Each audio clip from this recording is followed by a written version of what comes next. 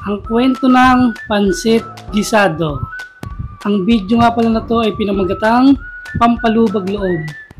Paglabas ko nga ng kwarto kanina ay agad-agad ako nagpunta sa likod ng bahay. At nakita ko ang misis ko na naglalaba. Hindi man lang ako tumulong kasi busy ako. Alam ko naman naiintindihan niya yun kasi may ginagawa ako. Kaya naman nag-isip ako ng paraan para pampalubag loob. Sakto nga pagbukas ko ng rep ay nakakita ako ng kikiam. Napaisip nga ako kung ano ang pwede kong gawin sa kikiam. Kaya naman nakaisip ako ng pansit gisado. Dito nga ay nakumpleto ko na lahat ng kakailanganin ko para sa pagluluto. Kaya naman, cooking time! Dito nga ay nagsalang ako ng kawali. Ang balak ko talaga dito ay pagmantikain tong baboy. Ewan ko ba sa baboy na to? Konti lang kasi yung taba kaya siguro hirap na hirap ako pagmantikain. Kaya naman hinayaan ko lang siyang madry. Nung natapos na nga ako sa baboy ay nagpainit na rin ako ng mantika para isalang itong kikiam.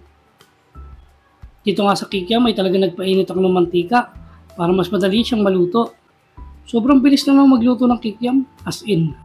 Nung natapos na ako magluto ng kikiam, ay nagsalang na ako ng bawang at sibuyas para maigisa ko na yung mga kakailanganin ko. Nung lumabas na nga yung aroma ay naglagay na rin ako ng Baguio beans at carrots. Dito nga ay talagang halo-haloin ko lang sila para mag-combine-combine na.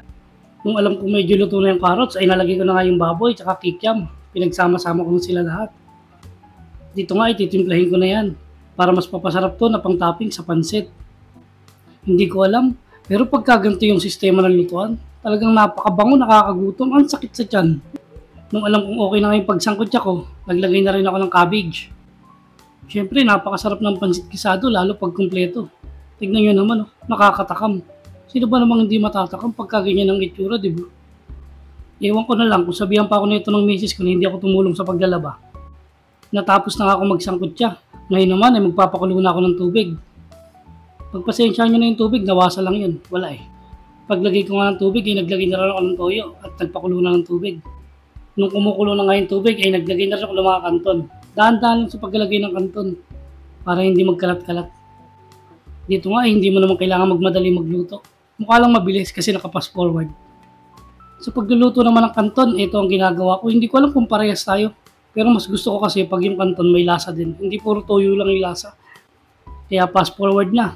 Ito na nga pala sila nung nalagay ko na rin yung mga nasangkot ko. Tignan nyo naman kung gaano kasarap. Grabe naman. Hindi pa ako tapos, may sumasandok na. Grabe talaga mga tao dito sa bahay. Malulupit. Sana all kakain na lang. Ito nga ay magki-plating na. Siyempre, medyo social para medyo nakakatakam, di ba? Tignan nyo naman kung gaano kasarap.